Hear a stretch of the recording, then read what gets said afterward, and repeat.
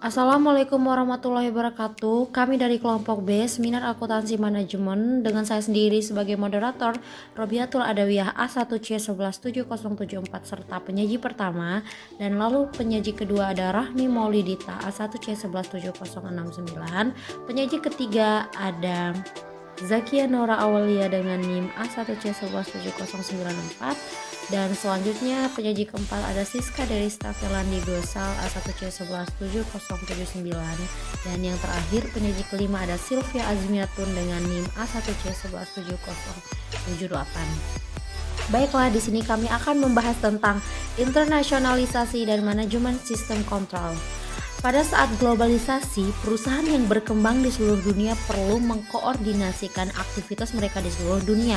Gagasan globalisasi atau perusahaan global sangat sering dikaitkan dengan kapitalisme atau finansialisasi yang maju. Keduanya tampak seperti di luar kendali, tapi kecemasan seperti itu telah lama dijelmakan oleh McDonald menurut Ritson tahun 2016. Sering ditampilkan sebagai bentuk perusahaan global yang paling ekstrim. Meskipun ekstrim seperti itu ada, ekspansi internasional perusahaan berkontribusi pada kekayaan negara, menurut Smith 1793. Kecemasan dan kegugupan yang diangkat oleh isu-isu di perusahaan internasional cenderung dikaitkan dengan kesalahpahaman tentang hal ini. Perusahaan internasional ini sering runtuh dengan gagasan perusahaan multinasional atau MNES, padahal model MNE adalah satu di antara yang lain. Masing-masing memiliki kekhususan dan landasan lokalnya. Oleh karena itu, bab ini ditujukan untuk mengatasi kesalahpahaman umum tentang apa itu perusahaan internasional.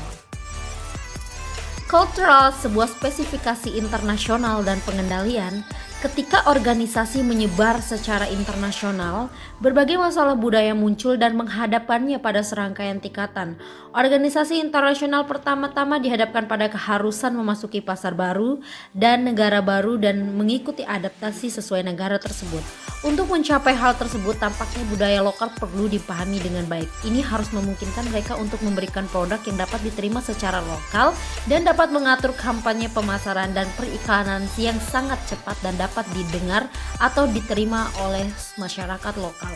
Di luar produk atau layanan itu sendiri, perusahaan internasional dihadapkan pada keharusan untuk mengelola karyawan lokal dengan cara yang dapat diterima dalam konteks budaya. Pembahasan sesuai Paper Annotation Tools. Yang pertama, tentang apa artikel ini? Artikel ini membahas internasionalisasi dan sistem pengendalian manajemen terkait perusahaan internasional dan menjelaskan bentuk-bentuk internasionalisasi yang diadopsi oleh organisasi beserta contoh kasusnya pada perusahaan yang bersangkutan. Tujuan dari artikel ini adalah untuk mengatasi kesalahpahaman umum tentang apa itu perusahaan internasional. Artikel ini juga bertujuan untuk menjelaskan bentuk-bentuk utama internasionalisasi yang diadopsi oleh organisasi-organisasi.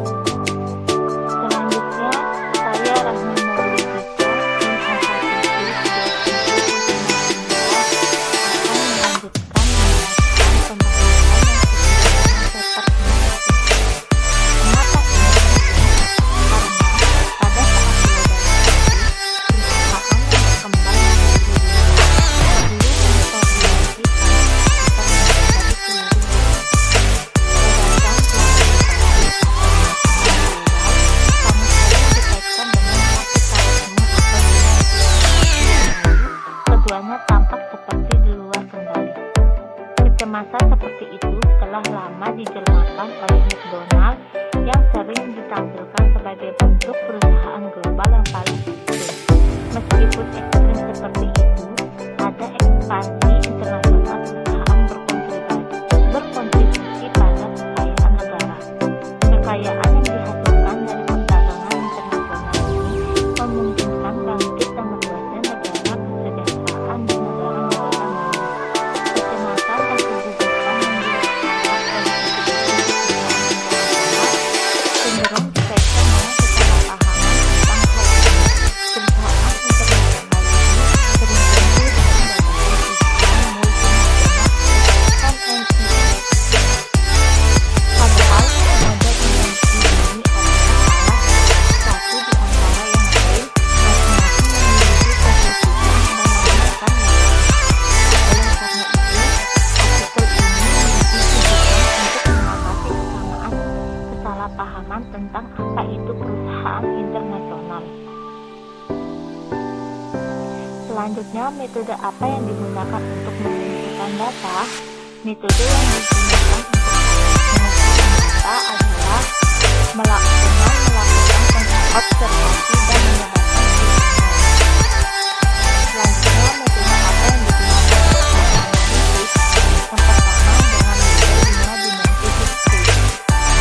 Dalam sebuah studi yang terdiri dari researcher yang ditunjukkan kepada 170 karyawan independen di seluruh dunia dan di mana ia menerima tingkat respon 100%. Hofstede merancang model yang memungkinkan untuk menemukan nilai-nilai yang terkait dengan budaya nasional di sekitar 4 dimensi dan diperkaya dengan yang kelima di tahap selanjutnya. Model ini terdiri dari yang pertama, model individualisme versus kolektivisme, yang kedua jarak daya, yang ketiga pengalihan risiko, yang keempat maskulinitas dan feminitas, yang kelima horizon waktu, dan yang keenam model dominan dalam riset manajemen dan akuntansi. Selanjutnya, model kelompok-kelompok Douglas dan Wildawski. Aaron Wildawski bersama antropolog Mary Douglas membuat model persepsi risiko dalam berbagai budaya. Model ini dirincikan oleh 2 dimensi, yaitu jaringan dan kelompok. Kelompok yang berkaitan dengan bagaimana individu menunjukkan apakah orang-orang terikat kuat pada kelompok atau terikat secara longgar. Grid berhubungan dengan hubungan antar manusia yang menekankan apakah hubungan ini erat atau longgar. Sementara model Hofstede berpura-pura menjadi prediktif. Douglas dan Wildawski hanya berusaha untuk memahami satu dimensi tertentu dari perbedaan budaya. Dengan melintasi grid dan grup, Douglas dan Wildawski sampai pada taksonomi 4 rasionalitas budaya, yaitu yang pertama rasionalitas fatalis, yang kedua rasionalitas hierarkis, yang ketiga rasional individualistik, dan yang terakhir rasionalitas egaliter. Model selanjutnya adalah model de Iribarne. Antropolog Prancis Philippe de Iribarne berusaha menunjukkan bahwa tidak mungkin ada satu sistem kendali yang berlaku untuk semua budaya. Melalui studi kasus yang dilakukan di pabrik-pabrik di Prancis, Amerika Serikat, dan Belanda, ia mengungkapkan keberadaan setidaknya 3 logika budaya yang harus diperhitungkan oleh manajer perusahaan untuk menerapkan kontrol yang tepat. Studi ini mengungkapkan 3 logika, yaitu yang pertama logika kehormatan, yang kedua logika kontrak, yang terakhir logika konsensus. Saya Zakia Nora Awalia dengan NIM A1C117094 akan melanjutkan pembahasan sesuai paper annotation tools. Apa pembahasan utama yang ditemukan dari artikel ini? Ada 3 bentuk internasionalisasi. Yang pertama yaitu perusahaan global. Karakteristik utama dalam perusahaan global adalah sentralisasi yang tinggi dari proses pengambilan keputusan dan kontrol. Semua anak perusahaan secara berkala melaporkan kepada perusahaan induk mengenai biaya dan kuantitas terutama, dan sebagian kecil item yang berkaitan dengan hal ini. Perusahaan induk juga mengirimkan orang-orang dari kantor pusat untuk mengontrol bahwa operasi dijalankan sesuai kebutuhan, bahwa biaya dan kuantitas konsisten dengan apa yang direncanakan, dan juga bahwa kualitas produk konsisten dengan kualitas yang diiklankan dalam kampanye pemasaran internasional. Kontrol reguler secara langsung diterapkan dari perusahaan induk melalui auditor internal dan ekspatriat yang mengarahkan anak perusahaan lokal. Kasus 1 pada The Coca-Cola Company, yaitu keunggulan perusahaan global.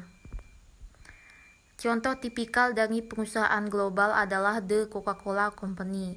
Selain merek yang diperoleh dari waktu ke waktu di seluruh dunia, merek Coca-Cola dikenal terutama untuk 4 produk utama di seluruh dunia, yaitu Coca-Cola atau Cokes biasa, Diet Coke, Coca-Cola Zero, dan Coca-Cola Life.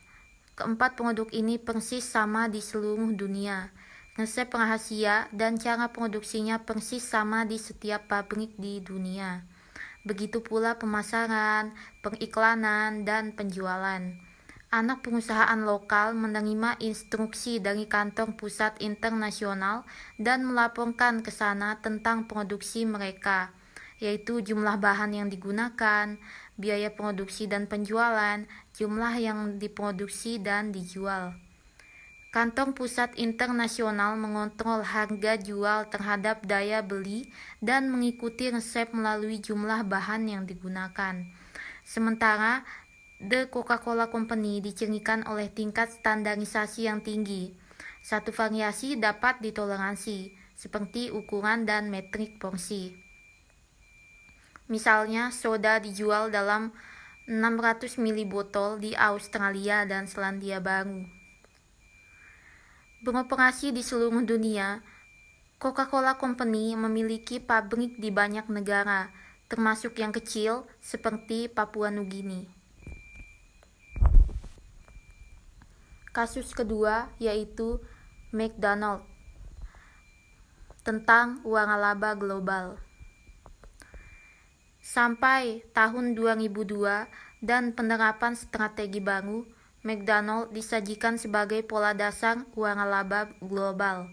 Perusahaan memiliki jumlah restoran yang sangat terbatas, tetapi beroperasi seperti perusahaan perkebunan, membeli tanah dan menyewakannya kepada pemegang uang laba. Uang laba McDonald's menetapkan bahwa penerima uang laba harus menyiapkan hamburger, kentang goreng, dan makanan penutup perusahaan secara ketat mengikuti resep perusahaan. Setiap bahan diberi bobot dan proporsinya di final produk harus identik dengan resep dari resep. Proses manufaktur dibagi menjadi tindakan mikro dan diukur. Karenanya, produk McDonald's dibuat dengan cara yang sama di seluruh dunia.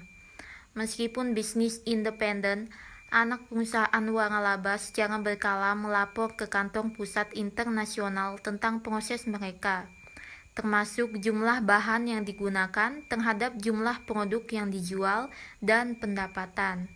Secara teratur, pengontrol dan auditor internal mengunjungi uang laba untuk memverifikasi bahwa standar internasional diikuti dan diterapkan dengan baik. Keberhasilan McDonald's terletak pada kenyataan bahwa penerima uang laba yang menyimpang dari standar ini langsung kehilangan uang laba dan lisensi mereka. Beginilah cara CEO berikutnya, setelah para pendiri menjual bisnis mereka kepadanya.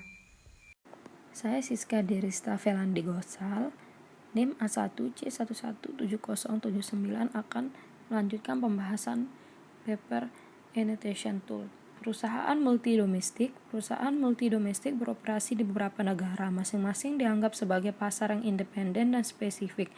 Tidak seperti perusahaan global, perusahaan multidomestik mendasarkan jangkauan internasionalnya dalam menanggapi kendala, adat istiadat, dan kebiasaan lokal. Perusahaan multidomestik membangun reputasi internasional merek untuk beradaptasi dengan keadaan lokal. Berdasarkan hal ini, khususnya produk, produksi, pemasaran, dan penjualan berada di bawah tanggung jawab lokal yang menghasilkan otonomi besar bagi setiap anak perusahaan, sementara kantor pusat internasional memusatkan beberapa fungsi pendukung termasuk strategi global, keuangan, dan TI. Selanjutnya adalah kasus 3, McDonald. Sejak 2002, McDonald memiliki ciri khas perusahaan multinasional sepanjang mereka tidak menyajikan makanan yang sama di seluruh dunia. Terlepas dari model franchise dan keharusan memiliki struktur yang sama di setiap restoran, manajer McDonald telah memperhatikan bahwa beberapa fitur tidak diterima dengan baik dan diterima oleh pelanggan. Misalnya di Perancis, drive-thru tidak sepopuler di negara-negara Anglo-Saxon, terutama karena pusat perbelanjaan tidak menawarkan tempat parkir yang sama. Pelanggan Perancis lebih suka memilih makan dengan duduk di lokasi restoran yang mengutamakan gaya brasserie. Memahami hal ini, pengelolaan telah mengatur restoran mereka dengan meja dan kursi seperti di kafe atau brasserie Paris dan terletak di pusat kota. Di Australia atau di Amerika Serikat, restoran McDonald lebih terkenal dengan budaya bawa pulang dan terletak di kawasan perbelanjaan pinggir kota. Selanjutnya adalah perusahaan multifokus. Perusahaan multifokus sering disebut M&A atau perusahaan transisional, karena ini adalah perusahaan yang rantai nilainya adalah seluruh dunia dan di mana perusahaan induk ditugaskan untuk mentransfer keahlian dan pengetahuan ke pasar lokal dan anak perusahaan.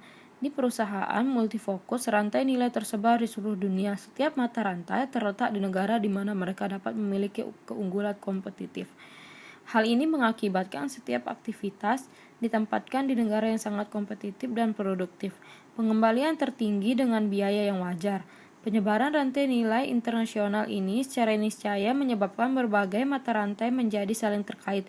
Mereka perlu bekerja sama dengan menyesuaikan diri satu sama lain. Terima kasih. Kasus 4, Hewlett-Packard atau melaporkan keunggulan kompetitif. Hewlett-Packard telah mengatur rantai nilainya di seluruh dunia dengan memiliki pusat R&D dan markas berkas Eropa di pegunungan Alpen, Prancis. Laporan ini dibuat untuk membuktikan bahwa biaya tenaga kerja di Prancis bukan penghalang daya saing. Laporan itu menghasilkan beberapa komponen utama yang tak terduga dari Prancis. Keunggulan kompetitif situs tersebut yaitu: pertama, kedekatan dengan pusat penelitian energi nuklir Eropa menghasilkan listrik murah. Kedua, kedekatan dengan IT lain. Ketiga, kereta cepat atau TGV. Keempat, kualitas hidup di pegunungan Alpen Perancis. Dan yang terakhir, kedekatan dengan beberapa universitas terbaik di Eropa. Apa saja batasannya? Model Hofstede dianggap sebagai paradigma dominan dalam manajemen lintas budaya dan penelitian akuntansi. Telah dikritik tajam, 2 makalah mengkritik penggunaan model Hofstede secara berlebihan dan berkurangnya pemahaman peneliti saat menerapkannya. Kedua kritik tersebut beralasan bahwa sebagian besar penelitian akuntansi lintas budaya mereplikasi studi Hofstede, mengelola kuesioner yang sama dalam pengaturan budaya yang sama, dan memproses tanggapan secara identik. Kesimpulan, pilihan sistem akuntansi manajemen di perusahaan internasional bergantung pada strategi dan organisasinya. Karena perhatian strategis operasional dan keuangan berbeda antara perusahaan global, multidospektif atau multifokus sistem akuntansi manajemen tidak dapat identik, sebuah cara untuk memahami mode internasionalisasi yang diadopsi oleh sebuah perusahaan, dan oleh karena itu mengidentifikasi sistem pengendalian manajemen yang tepat terdiri dari 2 dimensi. Yang pertama, sentralisasi dan jarak jauh antara anak perusahaan dan perusahaan induk. Sebagai organisasi yang didirikan di banyak tempat, negara, wilayah, dan kota, masalah utamanya adalah koordinasi pusat, markas besar, dan pinggiran afiliasi. Masalah utama adalah jarak antara pusat dan pinggiran terlepas dari kebangsaan afiliasi secara kebutuhan tempat-tempat ini dan jarak yang cocok dengan negara yang dengan bangsa lainnya. Faktanya, bagi mereka, negara hanyalah wilayah geografis tempat afiliasi beroperasi, mengingat penduduk ruangan adalah konstruksi budaya etnis. Koordinasi internasional tidak dapat dianggap sebagai transaksi nasional tetapi transpansial. Koordinasi dapat memiliki 2 bentuk, itu bisa baik terpusat di pusat atau didesentralisasi ke pinggiran. 4 mode koordinasi pusat pinggiran dapat diidentifikasi menurut Udin dan Hopper tahun 2001. Ini dapat diberi label sebagai birokrasi hegemonik, demokrasi perwakilan, atau demokrasi partisipatif. Ketika sebuah organisasi tersebut dapat mengadopsi mekanisme koordinasi koersif, itu cenderung didasarkan pada perintah, peraturan, dan peraturan standar. Jika koordinasi disetujui, menginformasikan dasar mereka dan dapat diganggu-gugat. Ketika organisasi disentralisasi dan mengadopsi mode koordinasi koersif, itu adalah hegemonik politik. Memang pusat tidak mampu mengawasi secara langsung periferal, Sebaliknya hal itu dapat sangat mempengaruhi. Dari kejauhan ini dapat dicapai dengan menugaskan perwakilan di afiliasi yang mengarahkan mereka dengan cara birokrasi lokal. Jika koordinasi tersebut disetujui, itu seperti demokrasi partisipatif panjang yang dikontrol dapat memberikan komentar dan saran terkait pengelolaan.